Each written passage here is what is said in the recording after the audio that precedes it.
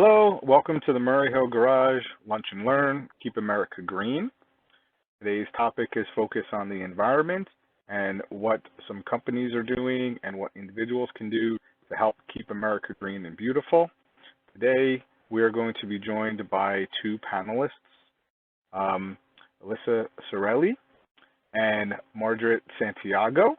So we're going to start off first hearing from Marge. So let me tell you a little bit about Margaret. She has a BS of Administration from Penn State University. She is a developer for many early stage startups, and she's currently the founder and CEO of Lavendale. Now, Marge, your motto of the company and one of your personal mottos is about unlocking the power of plants. I was wondering, when you give a little talk, if you're able to share some of what that means. All you hear is like bad news, constant bad news, day in and day out. And it's hard to find hope in what's going on about the future, but there's so much hope out there because there's people, really good people like yourself, who are bringing us all together to discuss the future that we all deserve, a future that our kids deserve. So I, clap it up for Polk for getting us all together and to focus on something positive. And one thing that I really enjoy about plants is it has so much power and capabilities that we've just only begun to unlock. And the way I use plants is to combat single-use plastics. So right now, a big threat in our climate is plastic pollution. And what's unfortunate about petroleum-based plastics is it doesn't go away. A lot of times you throw it out or you recycle it and you're like, oh, I never see it ever again, right? But what normally happens is it gets dumped into the ocean. And so I don't know if you've seen the video of the turtle with a straw stuck up its nose, and it's gut wrenching, and all the plastic Coke containers, that ringlet that gets stuck in seals' necks. And those plastics never go away. If anything, it just breaks down into little tiny microplastics. And even worse, smaller animals, smaller sea life eat that, and bigger sea life eat that. And guess what? We eat what's eating the plastics. So my focus is using plants to replace single-use plastics so that now we can come in and actually compost it. So with that, instead of just dumping it out in landfills or burning it or incinerating it or throwing it into the ocean, what we do is we take these plant plastics now, and that we actually compost it. So instead of being trash, we turn it into something very valuable, like soil. So it's a closed loop solution where we start with plants.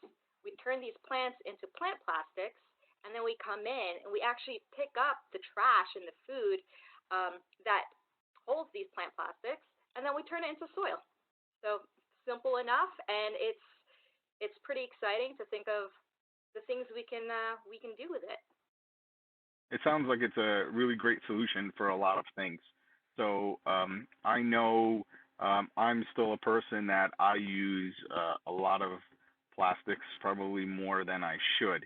Um, so besides individual people, is your company focusing on any other supply areas such as restaurants or things like that to try to get them involved, aware, and using your product?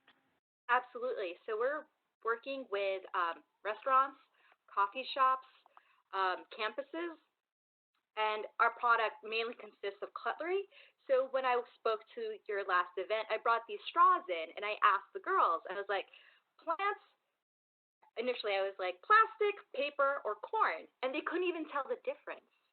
And so a lot of it is straw based, a lot of it is cup based, a lot of it's to go container based. And now with packaging, packaging is huge. Like Christmas is being sponsored by Amazon, it seems like. And you unpack the Amazon boxes and you have like packaging on top of packaging on top of packaging. So a lot of our plant plastics now, we're using our plant plastic for packaging. And now we're pivoting in terms of using plant plastic or plant material for these personal protection for doctors and nurses. So a lot of the protection that they use, they just throw it out. Ultimately, we'll be able to produce some of these personal protection equipment where instead of just throwing it out, we can actually compost it and turn it into soil. So that's still a long ways to go, but the idea is there and the inertia is there, and we really want to eradicate all single-use plastics and replace it with plants that we can now compost and turn it into something much more valuable, like soil. And with the soil, we can grow food, we can use as, we can put in our parks, we can put it in landscaping, so really turning trash into treasure. That's awesome goal. So one of the things you mentioned is about, you know, the in the healthcare industry, the use of plastics, and that's something very evident that's going on right now with the huge influx of trying to create more things like face shields and other protective wear that's used, and all of us know that majority of that material that's used is plastic.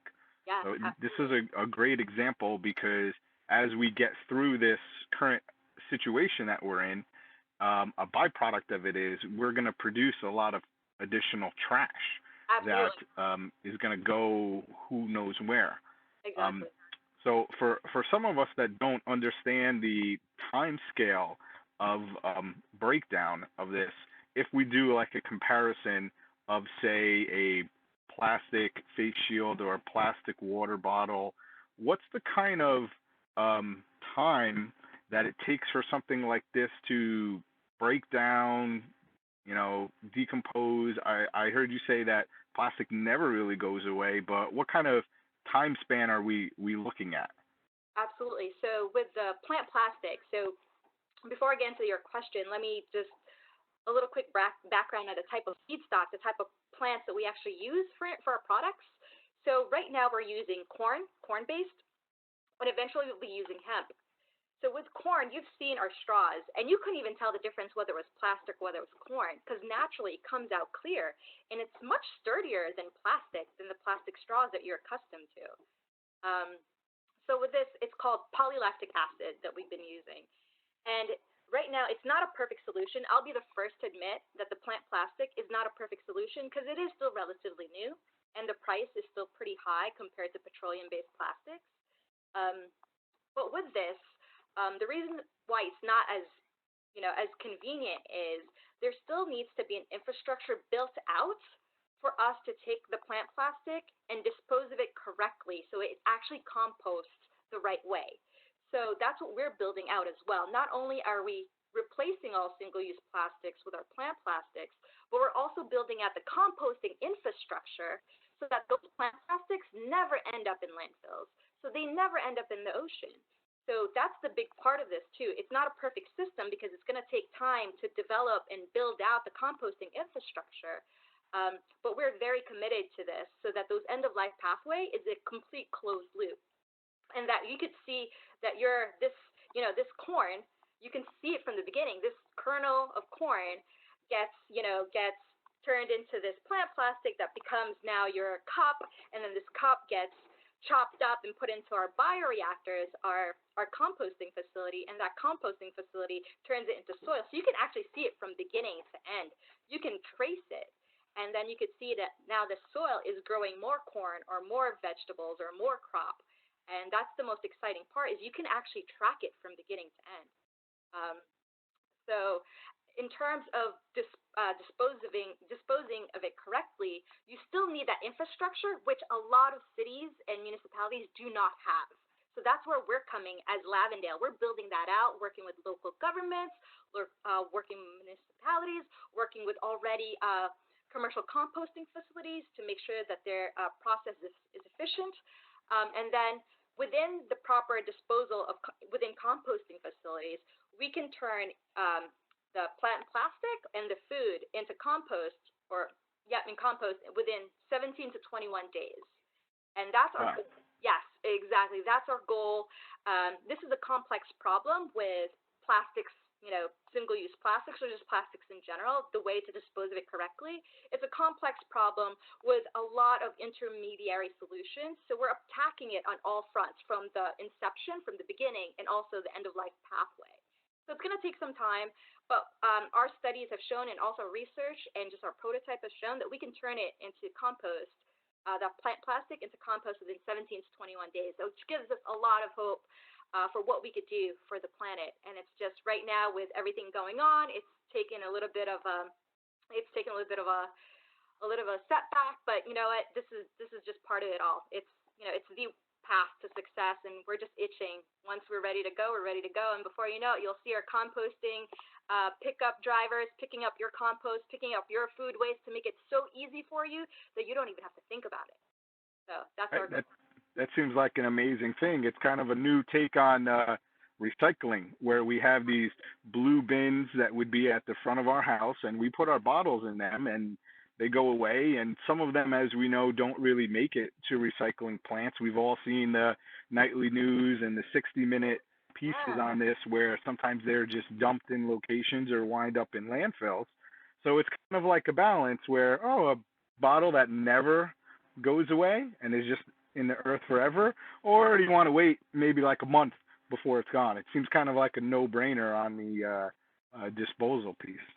I love that you said it was a no-brainer. That's our goal, to make this so frictionless and so easy and a no-brainer that you're just going to do it because, A, it's great for the planet, and it's so much easier than recycling, you know? And our goal is to make sure that you know exactly where it's going. Because with recycling, you don't know, right? It's just like, at the tooth fairy, you don't know, you know? In this case, you know exactly where it's going because we want to be fully transparent and accountable of what we're doing. We want to do this the right way.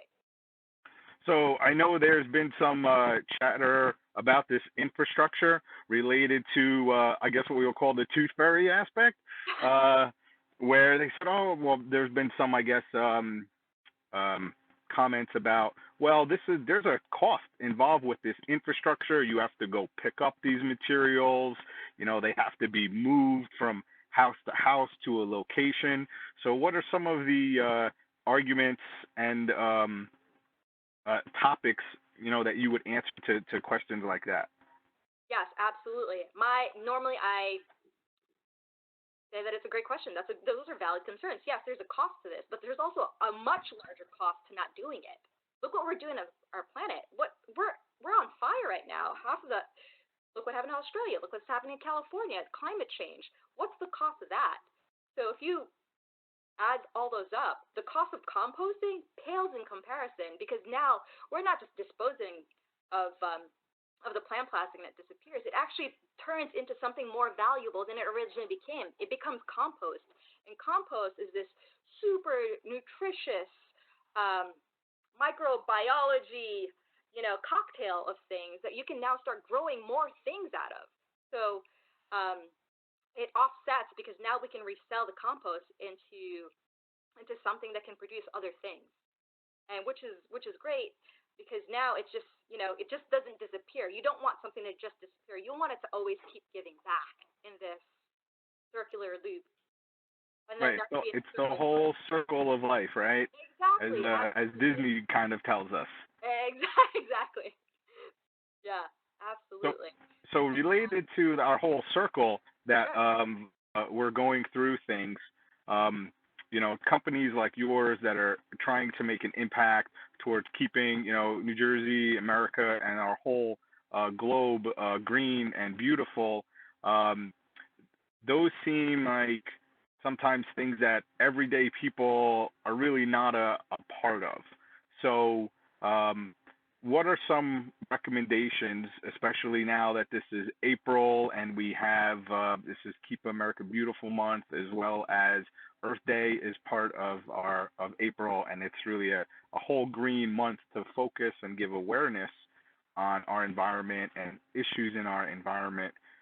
Do you have any recommendations that people can do on a more personal level to try to contribute to keeping us all in a greener place? Absolutely. I think the number one thing is effort, and it doesn't have to be perfect. It's not one of those things where it's like I have to be green 100% of the time. That's too much pressure. I can't even be green 100% of the time, and my company is green. I think allowing yourself to forgive yourself that, hey, I didn't recycle this the proper way. I didn't take my water bottle. I didn't snip off the top of the ring and Check out the plastic wrapper, rinsed it, washed it, and then put it in the recycling bin. I think effort, just being aware, like, hey, do I need to buy this thing? Oh no, I don't, because that's excess. Like, just starting small, like start so small that's like, and then build on that. And then once you start planting that seed, once you start building that habit, you're gonna want to do more. You're gonna want to, like, oh, instead of purchasing this product, let me purchase this product because this is actually made out of this, and it doesn't, break. It This breaks down much faster if I compost it, or Hmm. just little things like that, or simple things like when you buy products, for example, soap or body wash that has these microplastics in it, when you can instead buy a bar of soap that doesn't have the microplastics in it. Simple things like that, where you're like, try to avoid unnecessary plastics. And there's times you can't avoid it. Like the other day, I was working out with my sister in the backyard because we can't go anywhere.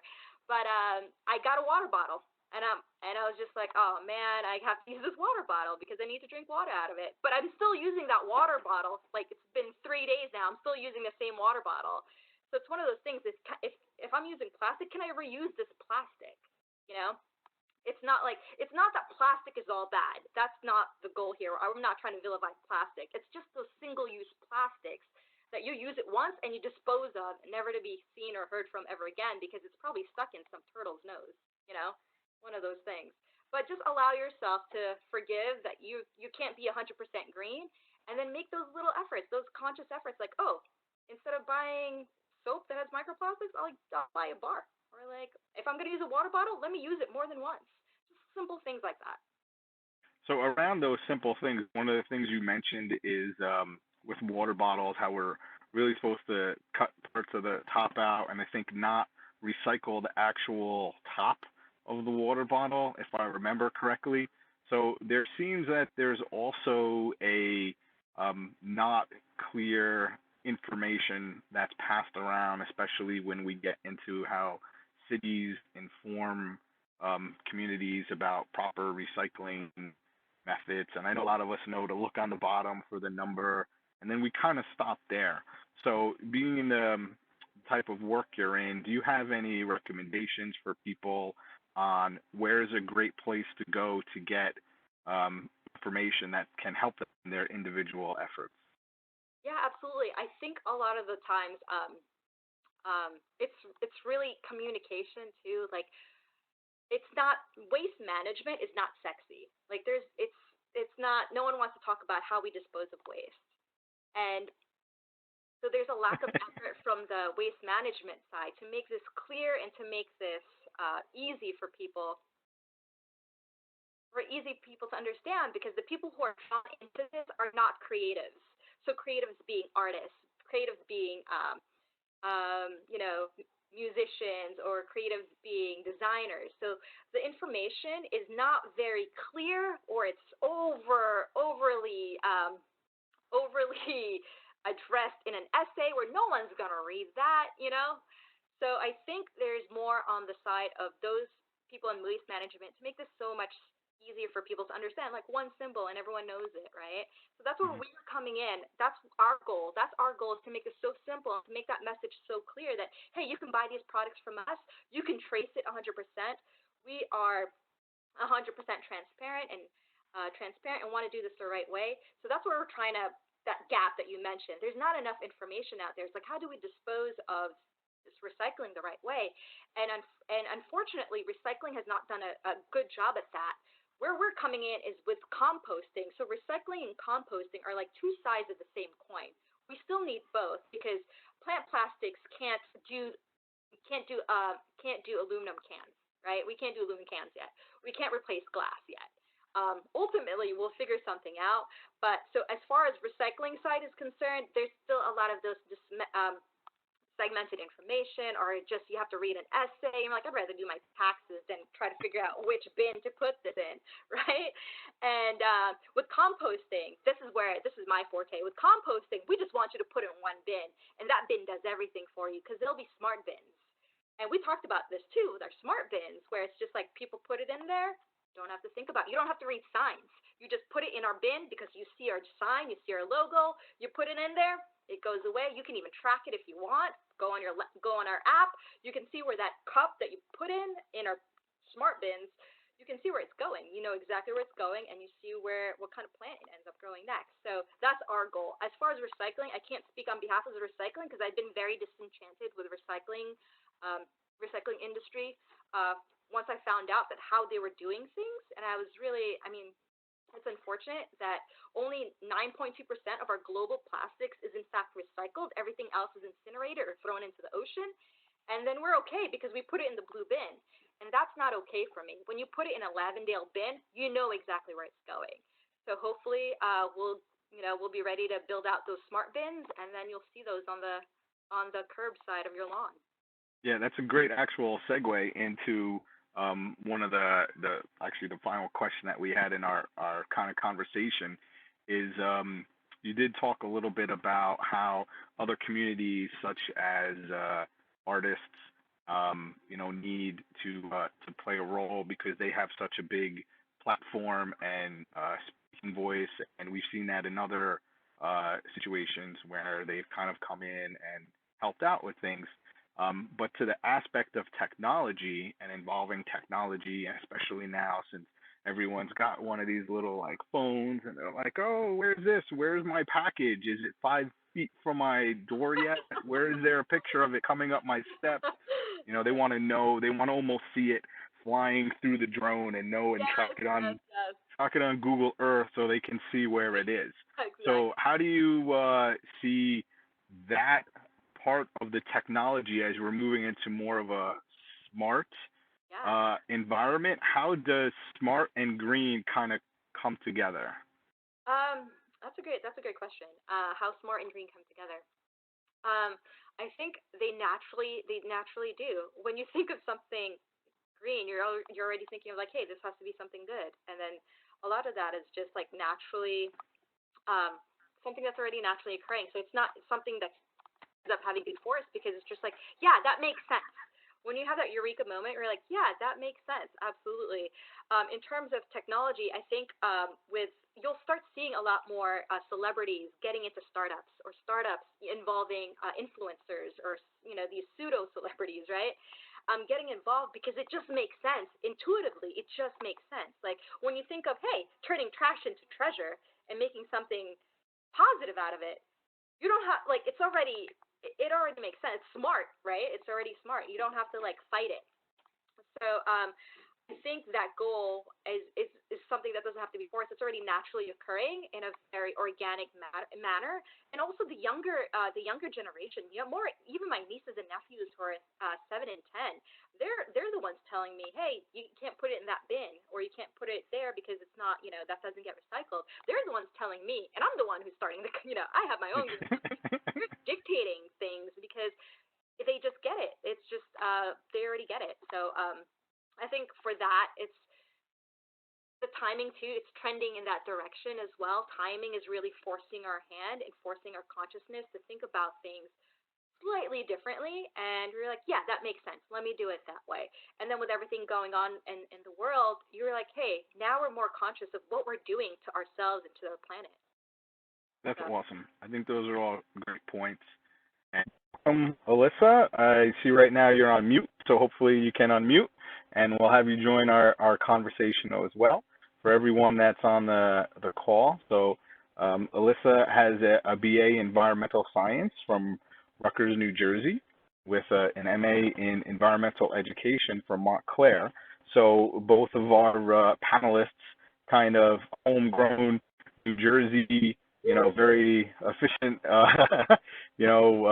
studied here, grew here, learned about the environment and all their passions here in our state, which is really exciting. Currently, she's a project manager at the Building Bridges at the Great Falls, and she has a motto about weaving the web that nature intended. So, Alyssa, I was wondering, thank you very much for joining. And I was wondering if you could tell us a little bit about what that actually means, because it sounds like you're connected and involved with a lot of stuff. So what kind of webs are getting woven. Yeah, thank you so much for having me, Craig. It's also lovely to see you. Craig was the best man at my brother's wedding, so it's very sweet to see you in this context. Thank you for this invitation. Um, yeah, so it's a little bit difficult to, I'll just say it's a little bit difficult because I'm a dabbler and a community organizer. So I wear many hats. But for about 20 years, I've been doing environmental education, mostly in the field, so mostly in the mountains and in the rivers and in the forest.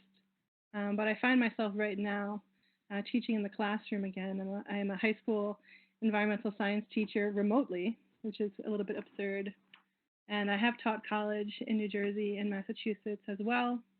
And I think it's also noteworthy to share that I traveled for about 8 years to different eco-villages and environmental education centers in Wyoming and Montana, Florida, Canada, and Sicily. And, coming from New Jersey as an environmentalist, New Jersey is an amazing, magical place. There's 7 different biomes. New Jersey is at the cusp of so many different ecological areas. So it's one of the most biodiverse states in the country. There's 3 species of carnivorous plants. Every migratory bird that travels from Florida to Canada stops in New Jersey on the East Coast. So New Jersey is a very, very, very special place for me. And also as a child of immigrants, I also really appreciate the diversity of New Jersey. And it's interesting that many immigrants come to New Jersey, living lives that are very connected to the land. So much of my work in New Jersey was working with immigrant children in the woods. And it was really interesting to see the difference between how a lot of these children had much less resistance to, touching the earth or touching the animals or getting dirty because they came from a culture where it was much more normalized. So my work now is still in education, but as someone who also did about 10 years of ecological restoration work in New Jersey, New Jersey has 140,000 brownfields contaminated sites and also a number of Superfund sites. So really gave me a perspective on the need for care for the earth and even more importantly, like not messing things up because it's actually quite difficult to clean up a river. Like if you've ever spilled oil in the kitchen or if you've ever spilled something wet on the floor, it's hard to clean up things that are wet.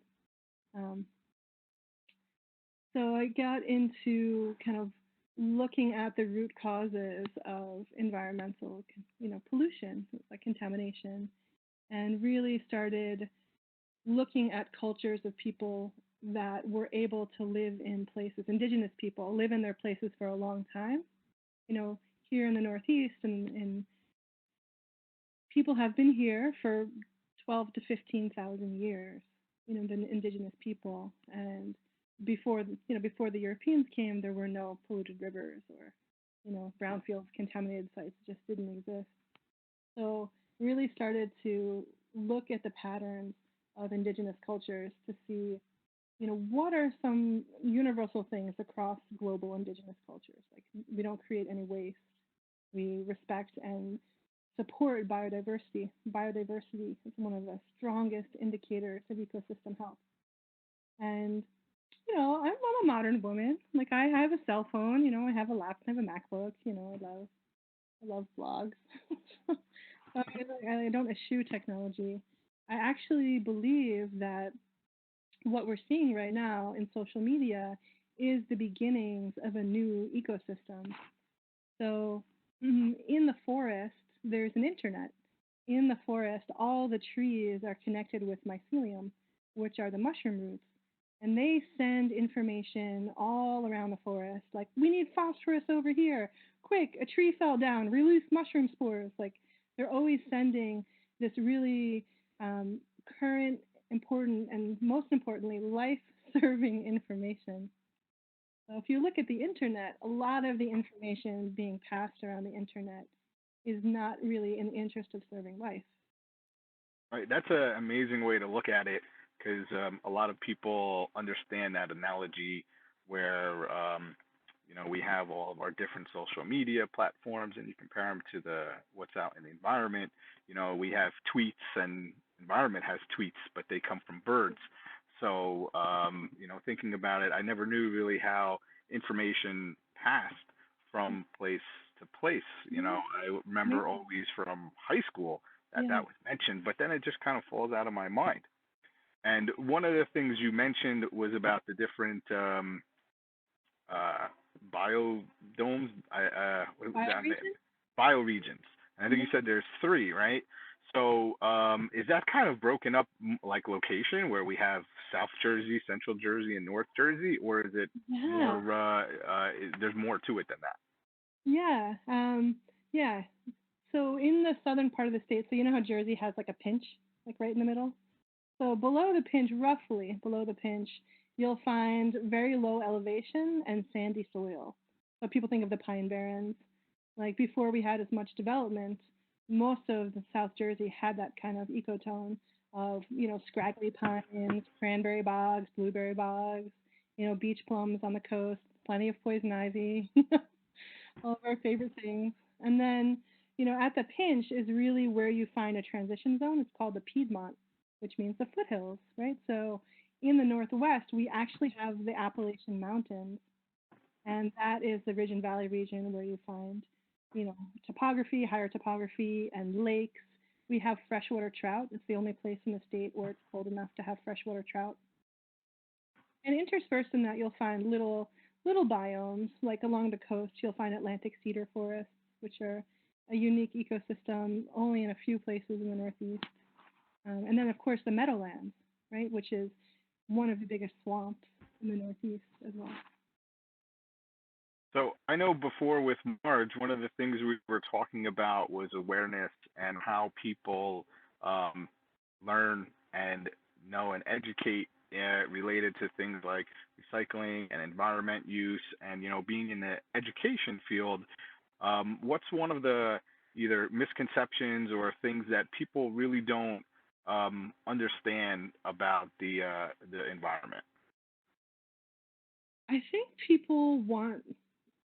I think with a lot of things, people want to jump in like one camp or the other. Some people are like, it's all about the individual choices. And it's like, no, no, no, we need like government or industry to change.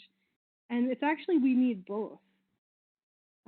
So I think individual choices really, like, and recycling really does matter. Like, it really does keep plastics out of the ocean, which is really important. But at the same time, we need to stop making, petroleum-based plastics. So I think that would be one of the biggest things.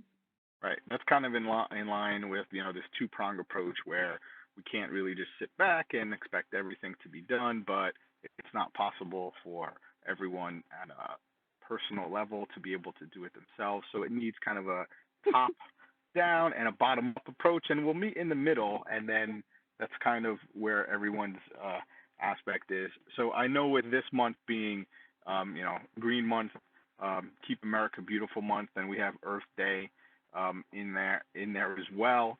One of the things that have come up in the Q&A is um, a lot of focus goes around Earth Day, just kind of how we have lots of other holidays, and it sometimes appears to be a one time of year thing.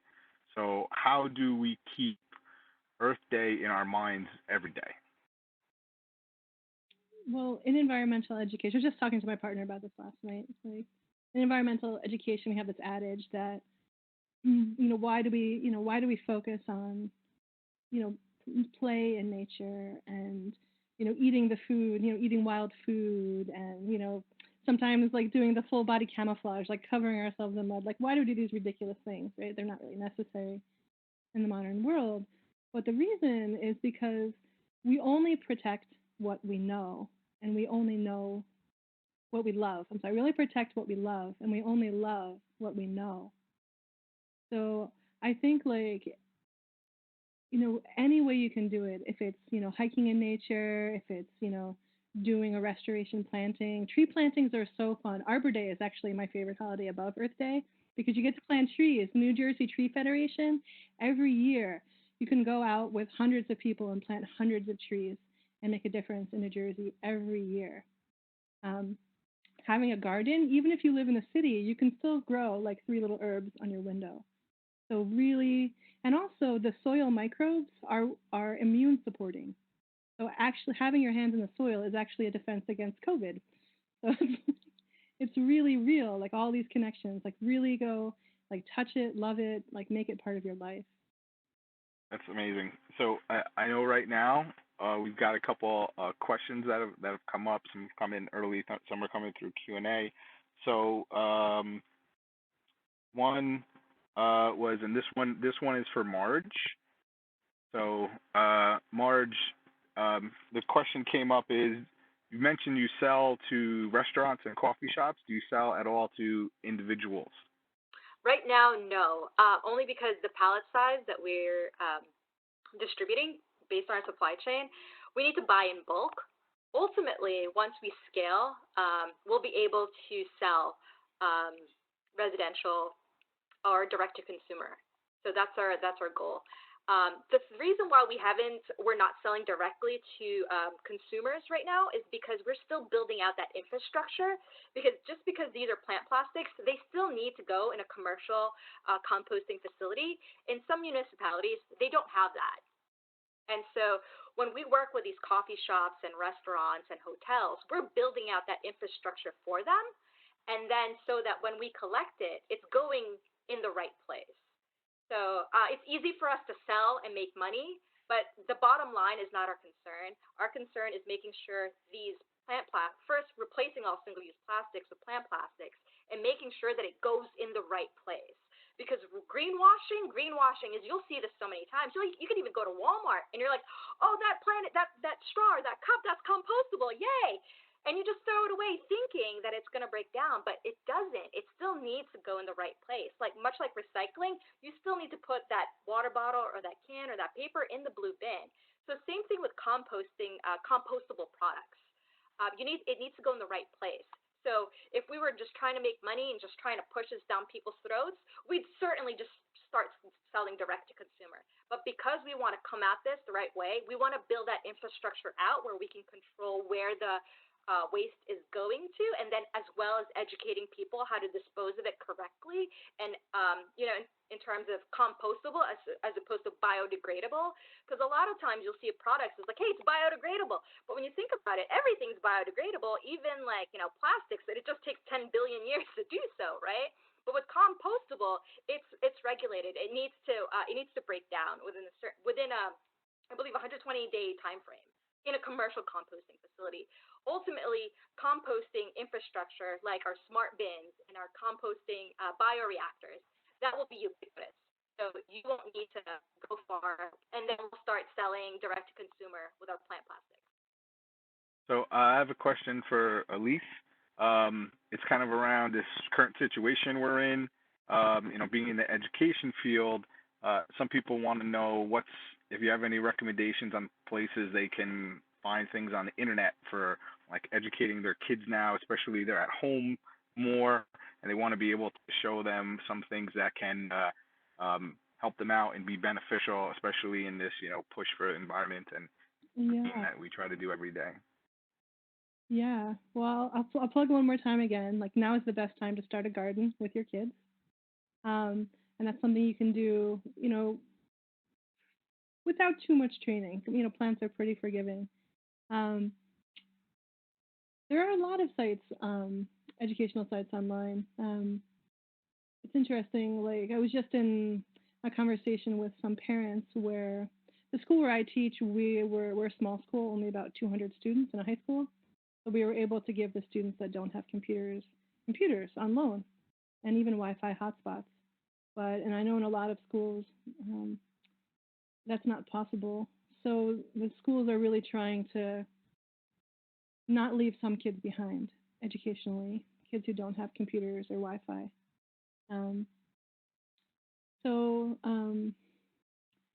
For the kids that do have computers, I know I get it. I mean, Facebook has been the best resource for me, connecting with parent groups.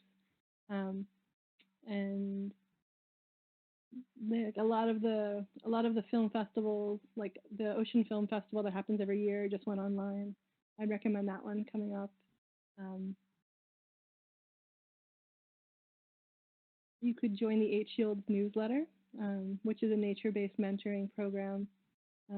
They're offering support for parents to do mentoring. Like, I know it's a bit of a dance right now where some parents are home with their kids and still need to work, but it's also an opportunity to be in that nature connection with your kid. So the was that H Shield that you mentioned? Should I write this down in the chat, or is there? Yeah, well, if you can put it in the chat, that would be great. Yeah. And I guess while you're doing that, if you come up with that, or if you come up with any other nice little quick search strings that we could all throw in our Yeah. Google or favorite internet search browser, that would be awesome. And then we'll switch over to Marge, because I have some questions that came up for you that I'm going to try to put them together in one question. So related to your composting, are there any byproducts besides the soil? And also, are you researching any ways for the I gotta scroll down. It's too many. Sorry. Researching any ways to be able to separate the plant plastic from like the regular garbage for the people that just ignore the smart bins and throw it in the regular thing. Is there any infrastructure kind of around that? Right now, no. So we're a startup. We started this back in end of September. So we're still ramping up. So as far as those smart bins are concerned, everything is R&D right now. We've been talking to a bunch of companies to build out these smart bins for us using these like infrared rays, check the density of the product and then sort it in the right way. So that's going to be probably going to be year 3 once we start deploying prototypes, because we still need to build it out and test it. And then with everything going on, that had to be put on hold with all the manufacturing redirecting their resources and workforce to creating PPEs for the medical professionals. So once this passes, we'll go back to our manufacturers and other software firms that are building out these smart bins for us, and then we could start building out more prototypes. As far as the byproduct is concerned, so what we create are these bioreactors, which is really cool because the byproduct, so it's not just the plant plastics that we're breaking down, we're also taking food waste. So not just the cups, the plant straws, but we're also picking up food waste. And so when that starts breaking down, and Alyssa mentioned something, the fungus and these microbes.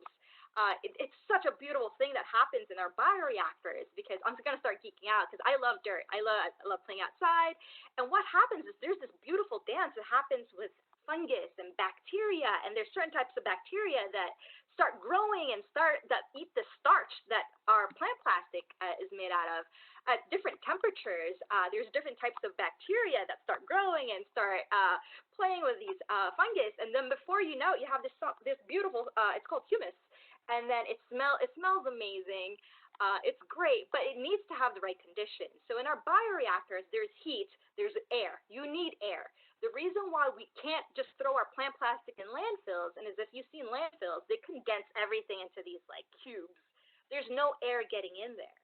So what we try to really promote is getting air circulated, getting the temperatures right, modulating those temperatures so we can promote different types of bacteria occurring at different times, and then having the food break down into carbon and having it break down to nitrogen. And it's a beautiful process, and I can talk hours about this, but I know we're short on time. But those are the biggest things that come out of it. Thanks. That was a great answer. So now we're just kind of moving to our closing. So I want to thank both of you for coming. And so we'll turn over to Alyssa, so we actually have like a nice little back and forth going here. So I just wanted to give you an opportunity, if you have any closing points or closing topics, or just kind of words of wisdom you want to impart on everyone that's present. Thank you. Yeah, I'd love to share. Um,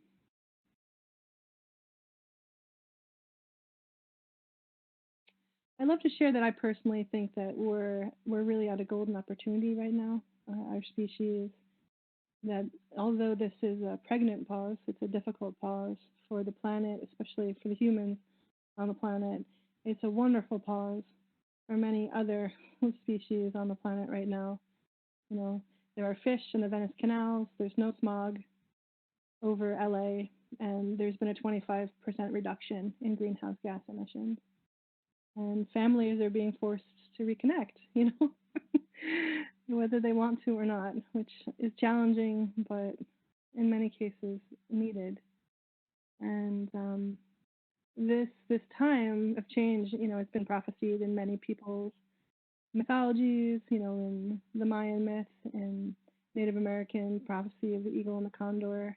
And I really, you know, I know everyone is having a whole bunch of emotions come up right now, but to really pause during this pause and make those little changes and ask for the bigger changes that you know are needed. Because if we all do this, or at least enough of us do this, then we can bring that more beautiful world that we know is possible into being. And yeah, I think each one of us has a part. So. That's very nicely put. Thank you. Um, Marge, for you, do you have any closing words of wisdom or synopsis that you want to kind of lay down for the people that are participating today? Yeah, sure. As far as that pause that we talked that you mentioned, Lisa, like there is this pause, and we can consider and make choices, different choices that we normally would do. And I think one of the choices that we can do is, starting with composting, like your food. It doesn't have to be anything crazy. You could all your food waste, put it in a separate, section. Read up on how can you compost food waste effectively in your backyard. Things that you could do at your home already. And then I'm going to tell you, once you start doing that, you're going to be addicted. You're like, oh wow, I can just do this, and you're going to reduce. You start seeing a reduction of waste in your garbage.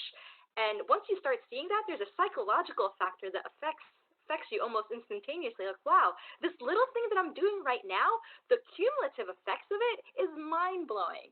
And then you'll start talking about it with your friends, and then your friends will start talking about it, and then you'll start researching it, and before you know it, um, you're gonna be this evangelist for the planet. Just because you, instead of putting that banana peel in the trash, you put it in your backyard instead.